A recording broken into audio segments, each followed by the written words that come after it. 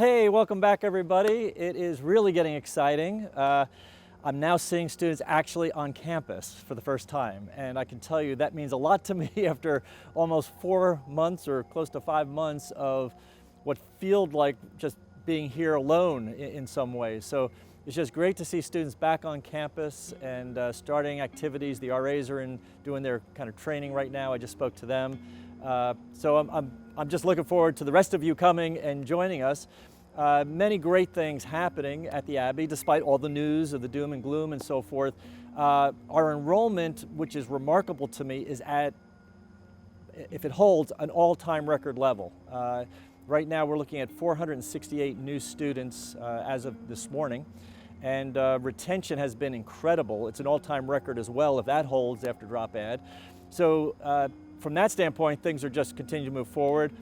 Projects are going well. The new residence hall, they got the brick going up on the outside and so forth. There are some issues with supply chain for us. I'm sure all of you have been dealing with the same kind of things. Some of the delays a little bit for us, I think, on the microphones and cameras in the classrooms, which we're doing so that we have the ability for those that do need to be remote, that they can still continue to participate in class even though students will be actually in the classroom. There's an opportunity for that to happen, obviously. But there are some supply chain issues for us, but other than that, things are moving forward and we're really excited about it. Again, I talked about it. The news right now, it's almost like I feel like a full court press to shut everything down. Everybody is trying to say nothing should happen. And even the NCAA, as you may have heard, came out yesterday with the announcement that they were going to cancel for Division II and Division III fall championships. And again, I think it's just part of wanting to shut everything down. And I don't think we can do that because this is not going to end. This idea that the spring is somehow going to be just completely different and everything's going to be gone, I don't believe. I don't think we're going to have a vaccine by the spring. I also don't believe that because we have been sort of pushing down the curve, at least trying to, right?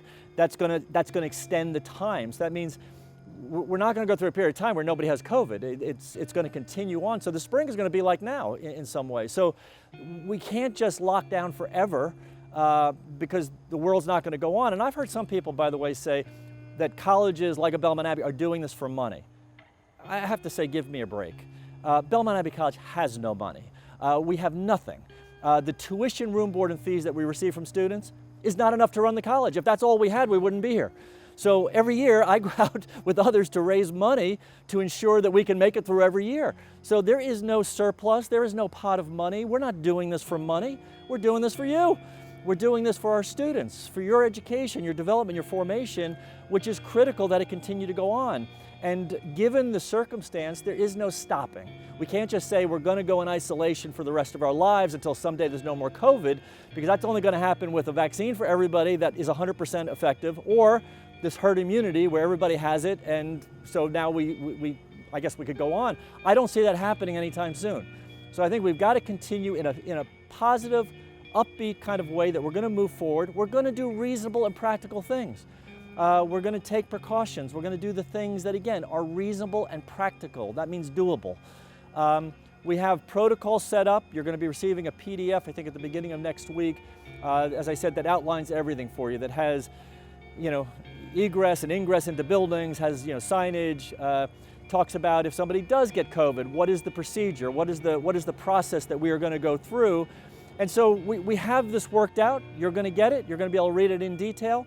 I think some of the questions, I had one today from one of the RAs that asked me, why are we not testing everybody before they return to campus?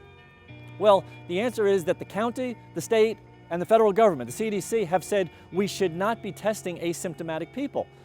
We actually inquired about it. We looked into it to see, should we do that? Can we do that?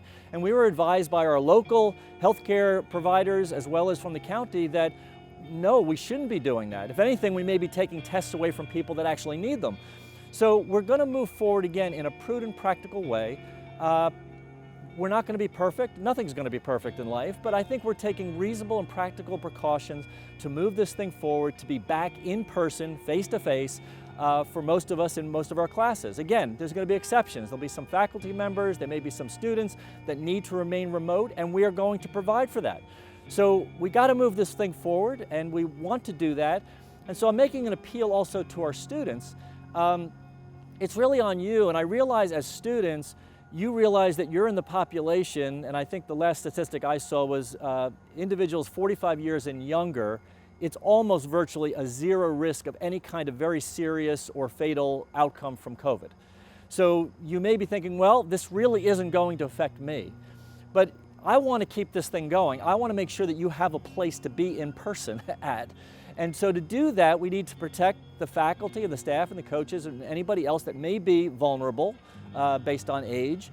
But I think also it's on you to recognize that, look, if we want to continue this, we need to do these practical things. I realize that's a sacrifice. I realize you could just go out, out to a party or go someplace. And by the way, I'm looking at, the results.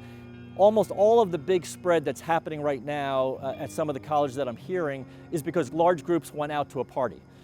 So you got to continue to take the precautions. It's going to be on you to really almost determine, are we going to be able to continue this in person, or are we going to not do the things that are prudent and practical and then cause a gigantic outbreak that would then say, okay, I guess we have to go back to remote. I don't want to do that. I don't think you want to do that. But I want you to know that it's kind of your responsibility. It's all of our responsibility, but especially I'm speaking to the students now. I'm asking you to come back. There's actually a covenant that we've asked everybody to sign. And that covenant isn't a waiver. That covenant is, in a sense, your promise that you're saying, look, I realize I have a responsibility to my neighbor, to my friends, to the community here, to try to do whatever I can to help keep everybody safe. And I'm asking you to sign that and send that back in, and I'm asking you to live it. So to come here and help make this place what God's called it to be. Again, there's many good things happening. We got to get rid of the doom and gloom. We got to move forward. There are great things happening. I'm seeing the students on campus, which gives me great joy, and I'm looking forward to welcoming more of you. We're going to get through this. We'll have to deal with it as it comes. We can't have a crystal ball and know everything perfectly. As things happen, we will deal with those in the most effective, prudent way that we can, and we're going to do it together. So I am looking forward to you coming back. Can't wait to see you in probably another week or so. And until then, take care and God bless you.